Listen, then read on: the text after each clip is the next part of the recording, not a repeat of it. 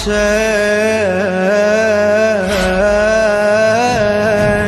حسين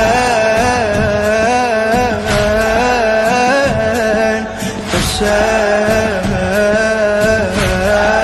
মওলা বলছেন যে প্রত্যেকটি স্থান অর্থাৎ মদিনাতেও যদি ইমামের স্মরণ করে কোনো তুমি জায়গাকে মনস্থির করো, তুমি যদি কোনো জায়গাকে চুজ করো যে এটি ইমামের আস্তানা, ইমামের বারগা, এটি ইমাম বারগা, এটি কারবালা, এটি দরগা, এটি দরগায়ে আব্বাস, এটি দরগায়ে ইমাম হোসেন, যদি জায়গা স্থানকে ইমামের নামে মকসুম করে দাও, যদি সেটাকে পছন্দ করে রেখে দাও, তাহলে জেনে নিও সেই জায়গাটিও কারবালা।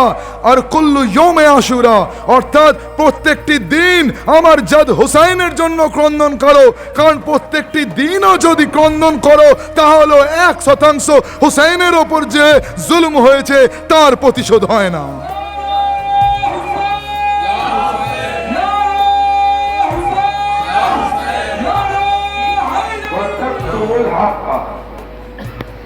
হককে দিও না, ওয়া আনতুম তাআলামুন, হককে জেনে শুনে লুকিও না, হককে বাতিলের সাথে মিলিও না।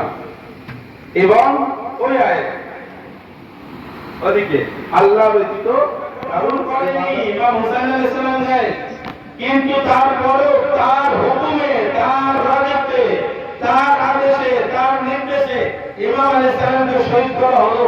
তাহলে এত খারাপ হতে থাকে দেখি যে তার কোন নাম পর্যন্ত আমরা মুখে তুলতে লানাতের সাথে খারাপ নেই। তো ইয়াজিদ মালুমের যদি এমন ভাষণ করি আমরা ডাইরেক্ট না ডাক করার পরেও, তো ইয়াজিদের থেকে বড় এক ইয়াজিদের বাপ 2 নম্বর বেশক। এখন তুমি সাথে বলবো তো ইমাম আলাইহিস সালামের যে শাহাদাত, এই শাহাদাতকে আমাদের বুঝতে হবে। কারবালা থেকে আমরা তার আগে যে লুকানো ছিল সেই পর্যন্ত পৌঁছাতে হবে, তবে কারবালা থেকে কিছু না। আর যদি সেগুলো এখনো চোখের সামনে পর্দা থাকে তাহলে কারবালাকে আমরা ভালো করে বুঝতে এখনো প্রয়োজন আছে। কঠিন পরিস্থিতির মধ্যে দিয়েও হককে মেনে চলা যায়। আর একটা জিনিস আমি বলে বসাই দিকে যাবো, পড়া তো অনেক কিছু ছিল, শুধু পয়েন্টের কথা বলি। কে যখন কোরআন বলছে বাতিলকে হক আর বাতিল মিশিও না, আর হক জেনে লুকিও না, তাহলে কে জানে না সৈয়দকে নিয়ে যাওয়া হচ্ছে।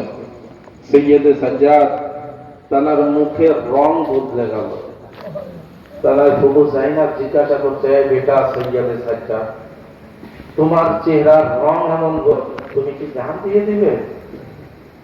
একবার বলছে, ফুবু জান আপনি বলুন তো, যদি কোনো ব্যক্তির জওয়ান বেটা থাকে আর লাশ যদি বেগর কাফনে পড়ে থাকে, আর জামাল যদি এত মজবুর হয় হাতে হাত করি, পায়ে বেড়ি গলায় ছাড় দেওয়ার শখ হয়, কে নিজের বাবাকে না দাফন করতে পারছে না, তা কাপড় করতে পারছে, তাহলে সেই বেটা কি করে বেঁচে থাকবে?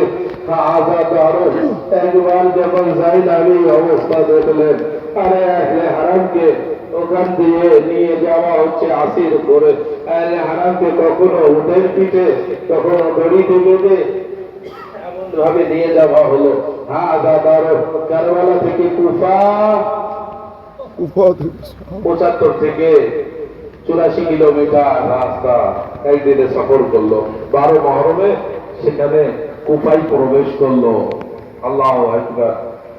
এই যে কাফেলা নিয়ে যাওয়া হচ্ছে কোন কুফায়? যে কুফায় বাবা আলী সেখানে থাকতেন। আরে কুফাবাসী জাইনাবকে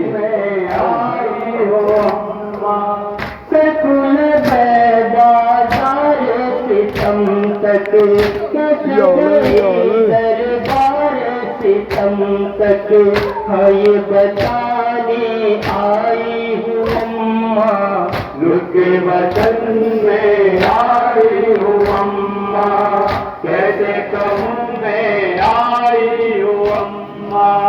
बेटे कहाँ है, भाई कहाँ है, रस्सी के बाजू पर अब निशान है, हाय बहुत दुख पाई हूँ अम्मा, लुके वतन में आई हूँ अम्मा, कैसे कहूँ क्या लाई हूँ अम्मा, लुके वतन में आई हूँ अम्मा। जिसने तमाचे खाए थे मुँह पे, जिसने छीने थे धन्नी सी है,